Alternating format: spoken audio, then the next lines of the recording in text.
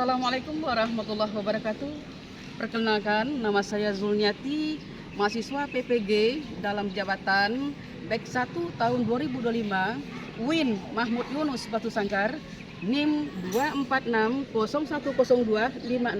Saya adalah guru PAI di SMA 1 Bahasa Ampek Balai Tapan, Pesisir Selatan. Pada hari ini saya melakukan praktek uji kinerja sebagai salah satu syarat untuk kelulusan PPG.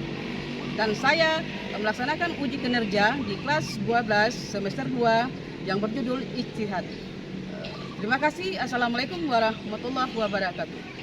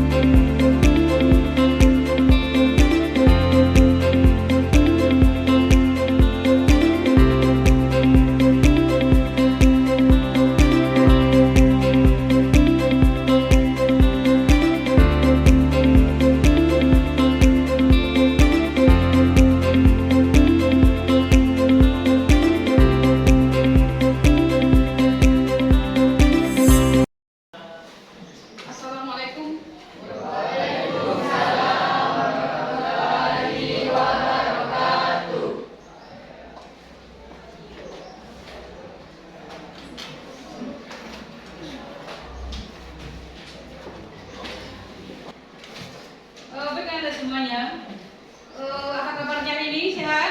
Sehat. Baiklah, walaupun tadi barangkali kurang belanja dari rumah, barangkali ada yang tidak belanja, barangkali ada motornya kempes dan segala macam. Masalahnya ada pada diri kita tetap semangat dalam menuntut ilmu. Semoga apa yang kita cita-citakan diberkahi oleh Allah Subhanahu wa Ta'ala. Amin ya rabbal alamin. Baiklah Anda semuanya, kita seperti biasa ya, sebelum kita melakukan proses pelajaran, tentunya kita berdoa terlebih dahulu. Silakan kita coba Ya, mulai.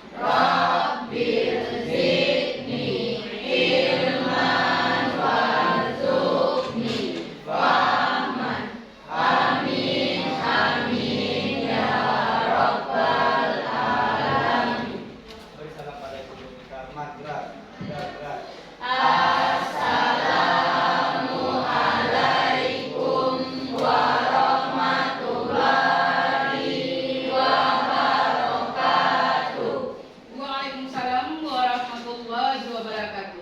Baik Anda semuanya, Ibu ambil absen terlebih dahulu. Alandra, Ibu. Anissa, Ibu. Afia Matadewa, Ibu. Arpa Putra, Ibu. Aski Armanda, Ibu. Chelsea Olivia, Ibu. Ega Sartika, Hafiz Al-Khalizi, Jovandra, Ibu. Kirana Jamila, Laura Lutfi, Mia Delvia Putri, Muhammad Ali, Ibu. Mulan Mutir, Muzamil, Ibu. Nadine, Naila, Natali, Nurrahma Dewi, Nurul Iza, Rahma Yuda, Kasya. tadi akhirnya udah ibu ambil. Kita lanjutkan pada ingat lagu lagi. Baiklah Anda semuanya, sebelum pembelajaran kita dimulai, tentunya sebagai pembiasaan kita nyanyikan lagu wajib nasional, yaitu kita nyanyikan lagu Indonesia Raya. Jadi diharapkan kepada semuanya untuk berdiri menghadap tegak ke depan kelas. Berdiri. Semuanya bernyanyi.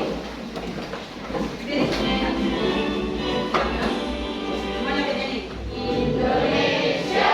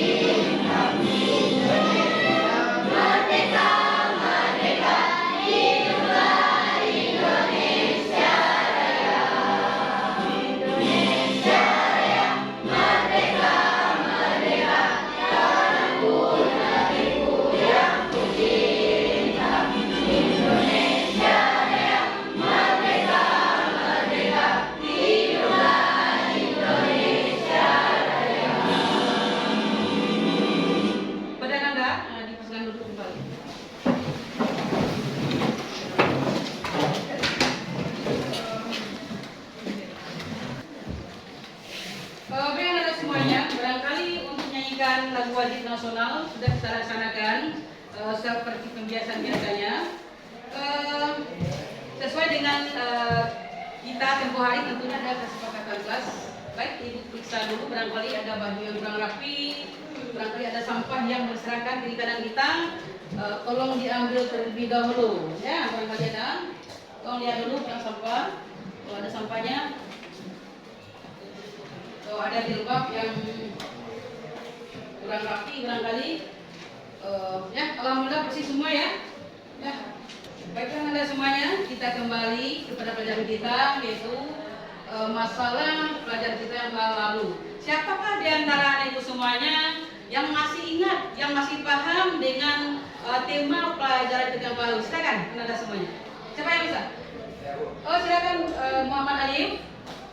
Pelajaran kita pada minggu lalu adalah sikap inovatif dan etika berorganisasi dalam Islam. Iya, pelajaran kita yang telah lalu adalah sikap inovatif dan sikap berorganisasi dalam Islam. Ya, tentunya sebelum kita melangkah lebih jauh, yaitu masuk pada tema kita pada hari ini, tentunya kita ingin menyampaikan tujuan pembelajaran kita pada hari ini. Tujuan pembelajaran kita adalah ijtihad. Ijtihad itu bagaimana cara kita mengetahui definisi dari ijtihad tersebut. Itu tujuan pembelajarannya. Yang kedua, kita harus tahu dengan dalil-dalil yang berkaitan dengan ijtihad. Itu Anda semuanya.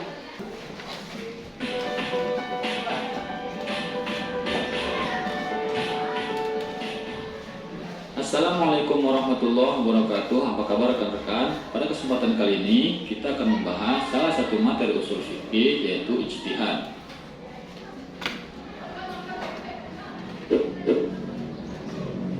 Sebagai seorang muslim, sudah sepatutnya kita mendasari setiap perilaku kita kepada Allah Sang Maha Pencipta. Akan tetapi, seiring berjalannya waktu, ketentuan syariat yang sudah sebagian besar dirumuskan oleh para ulama terdahulu, akhirnya telah sampai pada titik di mana produk hukum tidak lagi mampu menjangkau perkara-perkara baru karena kemajuan teknologi. Disinilah penyegaran pada warisan fikih mesti dilakukan. Tentunya, ijtihad menjadi sebuah kemestian Dan metode ijtihad mutlak harus dikuasai oleh mereka yang melakukannya. Mari kita ulas beberapa hal seputar ijtihad.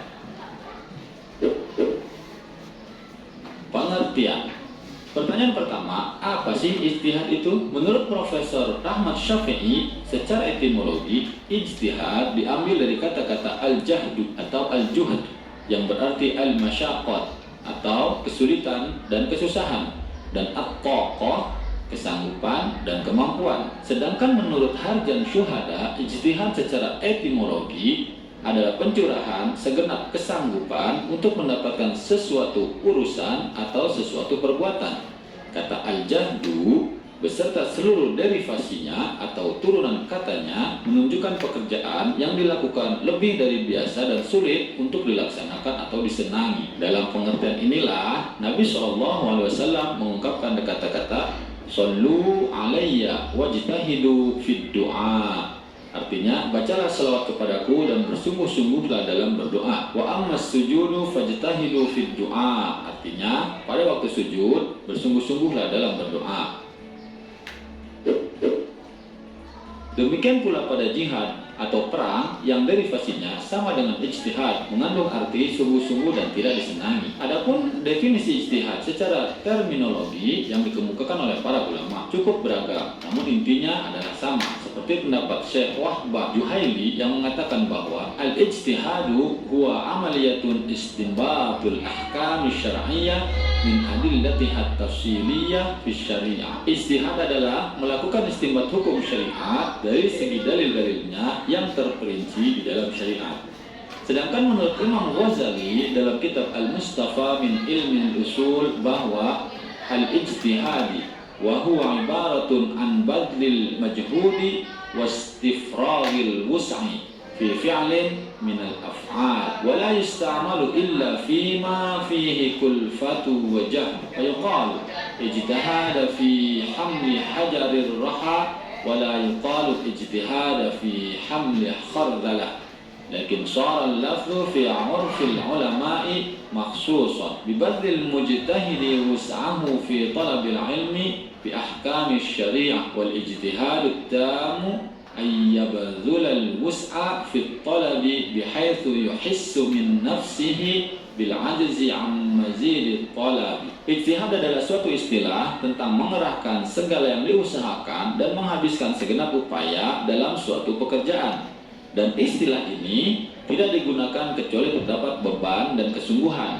Maka dikatakan dia berusaha keras untuk membawa batu besar, dan tidak dikatakan dia berusaha ijtihad dalam membawa batu yang ringan. Dan kemudian lafaz ini menjadi istilah secara khusus di kalangan ulama, yaitu usaha sungguh-sungguh dari seorang mujtahid dalam rangka mencari pengetahuan hukum-hukum syariat.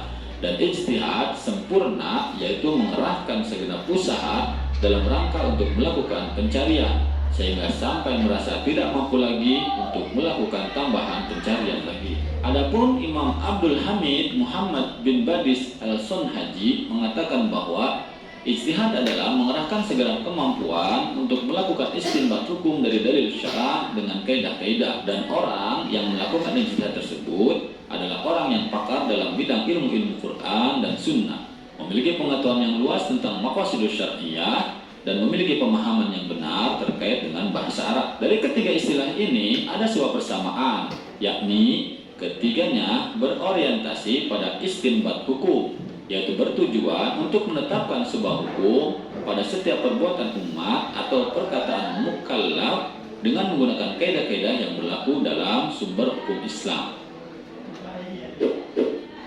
Dasar hukum. Dasar hukum dari ijtihad, salah satu diantaranya adalah Al-Quran Surat An-Nisa ayat 105. A'udzu billahi minasyaitonir rajim. Inna anzalna ilaikal kitaba bil haqqi litahkuma bainan nasi bima arakallah wa la takul lil khainina khasima. Artinya, sesungguhnya kami telah menurunkan kepadamu Alkitab dengan benar agar engkau menetapkan di antara manusia dengan jalan yang telah ditunjukkan oleh Allah kepadamu. Quran Surat An-Nisa ayat 105. Ayat ini menunjukkan ketetapan ijtihad dengan menjadi. Ibu yakin dan percaya tentunya banyak sedikitnya kalian pasti ada dapat referensi lain sebelum kita bahas tema ini. Dan tadi itu masalah ijtihad. Sesuai dengan penayangan di video tadi, tentunya Anda bisa mengambil suatu gambaran, menganalisa apa yang disampaikan, apa yang disebut dengan ijtihad tadi. Nah, siapa yang tahu apa yang disebut ijtihad itu? Apa definisinya? Silakan. Siapa yang bisa? Silakan Anda. Ijtihad berasal dari akar kata jahada yang memiliki arti bersungguh-sungguh, berusaha keras, mencurahkan segala kemampuan, berupaya sekuat tenaga. Jadi, ijtihad menurut bahasa adalah penyerahan segala kemampuan dan daya upaya secara sungguh-sungguh untuk mencapai tujuan atau menyelesaikan perkara yang Bagus. Satu tangan. Terima kasih ya kepada Nanda yang telah menjawab apa yang ditanyakan masalah ijtihad. Ya, luar biasa ya. Oke, Anda semuanya. Berarti ada plus untuk kalian. Berarti kalian sudah tahu sebelum Ibu menerangkan apa itu ijtihad. Ya, seperti yang kita ketahui, yang kita lihat di layar monitor ada di PPT-nya yang kita bagikan. Ya, pengertian ijtihad itu adalah usaha sungguh-sungguh. Ya, sungguh-sungguh seorang mujtahid. Apa itu mujtahid?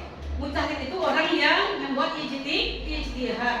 Jadi usaha sungguh-sungguh seorang mujtahid itu untuk menetapkan suatu hukum syariat terhadap masalah yang tidak terdapat ketentuan nas yang terpati. Maksudnya data terpati itu di dalam Al-Quran dan hadis itu tidak dijelaskan.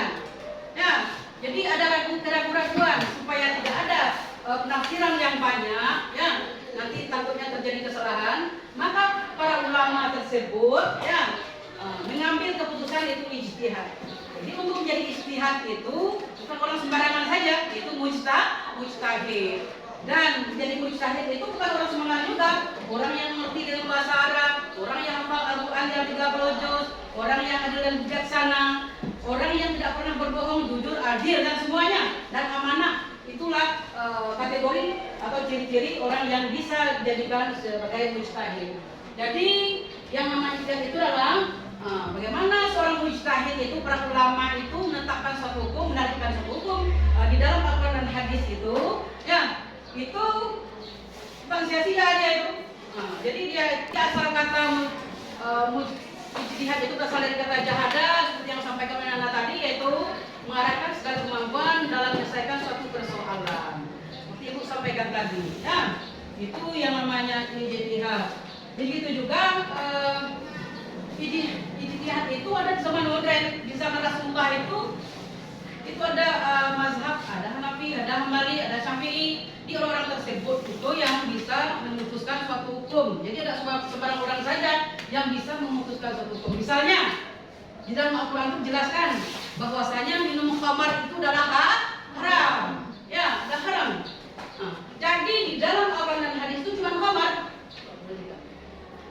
Kalau khamar itu disamakan, itu ada kias namanya, metode kias di dalam ijtihad itu barang apapun yang kita minum apabila itu memabukkan atau merusak tubuh kita, itu hukumnya haram. Itu dikategorikan khamar, ya, memabukkan, itu tidak bisa diminumkan. Itu ada sejenis khamar itu namanya. Itulah yang dinamakan ijtihad. Begitu juga dengan dalilnya. Jadi indikator kita sekarang itu ada ijtihad, ada juga dalil-dalil yang dalil-dalil yang menyangkut dengan ijtihad tersebut. Ada di dalam surat An-Nisa ayat 49 yang berbunyi Bismillahirrahmanirrahim. Ya ayyuhallazina amanu attaqullaha wa rasul wa ulil amri minkum, yang artinya wahai orang-orang beriman, taatilah Allah dan taatilah Rasul dan juga pemimpinmu. Ya, di pemimpinmu di antara kamu itu yang masukkan dengan surah An-Nisa ayat 49 tadi. Dia ada semuanya. Yang namanya ijtihad itu banyak sekali. Ya, ada metodenya juga. Ada juga tujuan ijtihad itu. Jadi tujuan ijtihad tersebut, ya seperti yang Anda lihat, bagaimana seorang alim ulama itu memecahkan masalah baru dengan prinsip-prinsip Islam, dengan kemaslahatan umat. Ya, itu salah satunya contohnya. Ya, diberikan. Misalnya di zaman kontemporer sekarang itu, misalnya, ya, banyak di bayi tabung, kan? Kalau bayi tabung itu menurut hukum Islam itu adalah haram. Kenapa kok bayi tabung itu. Karena apabila dilakukan bayi tabung itu kepada pasangan suami yang bukan suami istri yang tidak sah menurut agama Islam. Jadi makanya karena itu faktor keturunan, maka para ulama itu berijtihad bahasanya bayi tabung itu dihalalkan. Bagaimana cara menghalalkannya? Tentunya kesepakatan para ulama mengambil atau memutuskan melalui ijtihad bahwasanya bayi tabung itu halal apabila bayi tabung itu dilakukan dengan sperma atau ovum bagi pasangan yang sudah menikah atau sah menurut syariat agama Islam. Itu salah satunya, itu ijtihad kontemporer namanya. Ya, itu ada semuanya. Oke, ada lagi dasar hukum dan ijtihad tersebut.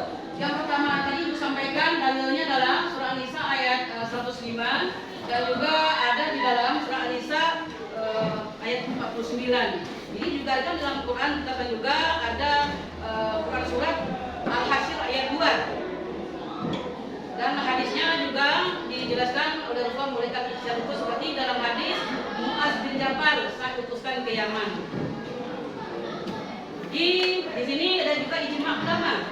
Ijma' ulama itu adalah kesepakatan para ulama. Nah, kesepakatan para ulama untuk memutuskan suatu hukum. Di mana hukum itu diambil yaitu dalam Al-Quran dan hadis. Apabila di dalam Al-Quran dan hadis itu tidak ada kejelasan, maksudnya itu kurang jelas, ya, tapi ragu-ragu kita menafsirkan, makanya para ulama itu karena desakan dari masyarakat barangkali yang tidak paham dengan tafsir, barangkali maka ditafsirkan oleh para ahli atau sebagai mujtahid, ya, kumpulan para ulama itu.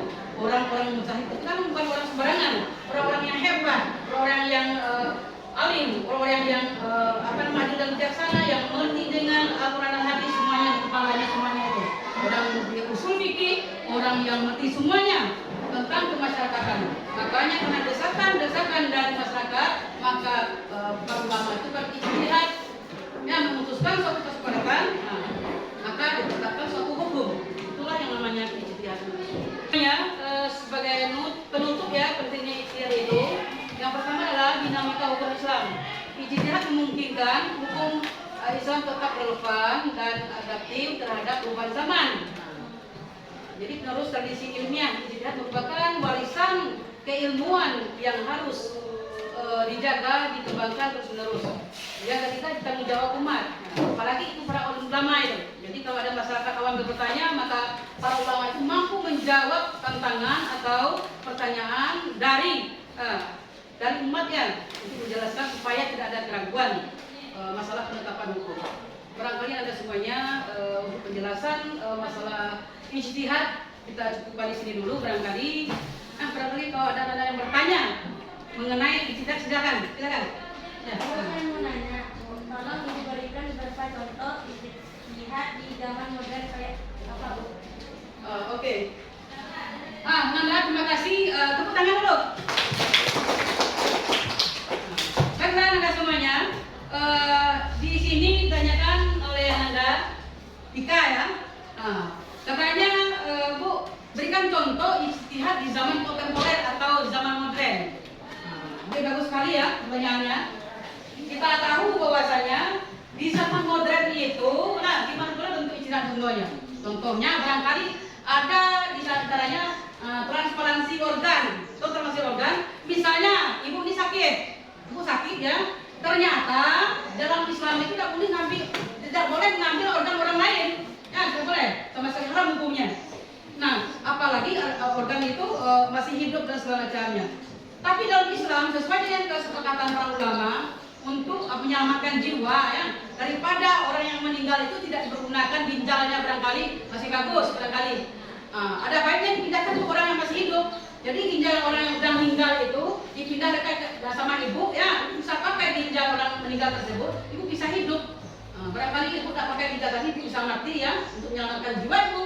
Maka ginjal yang orang meninggal itu, transplantasi ginjal itu bisa dipindahkan ke ibu. Itu salah satunya bentuk ijtihad atau contoh ijtihad di zaman modern sekarang.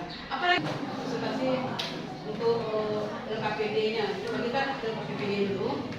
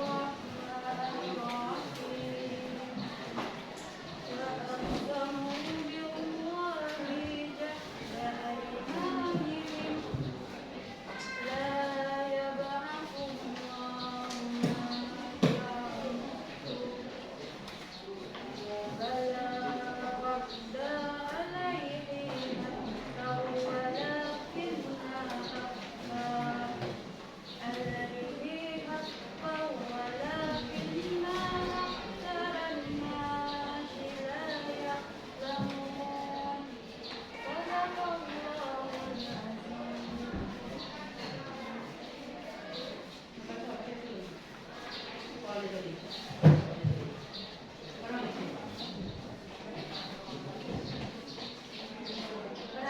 kisah inspiratif di bawah ini. Kemudian jelaskan makna yang terkandung di dalamnya terkait dengan tema pembelajaran.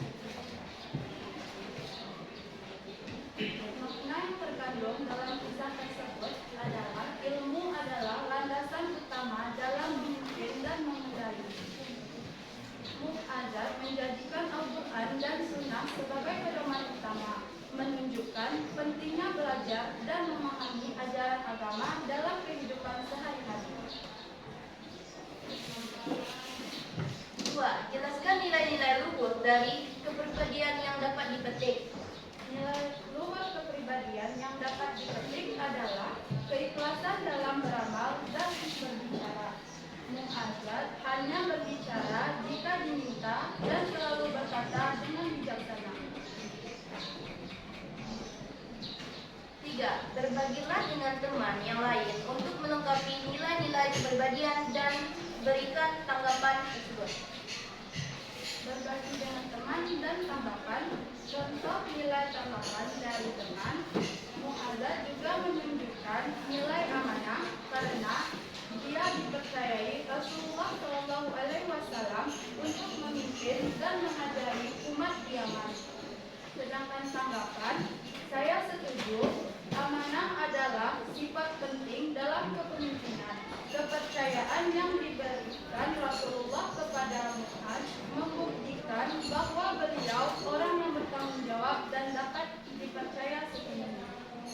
Bagaimana kalau teman-teman semuanya? Apakah sudah paham dengan penjelasan dari kami?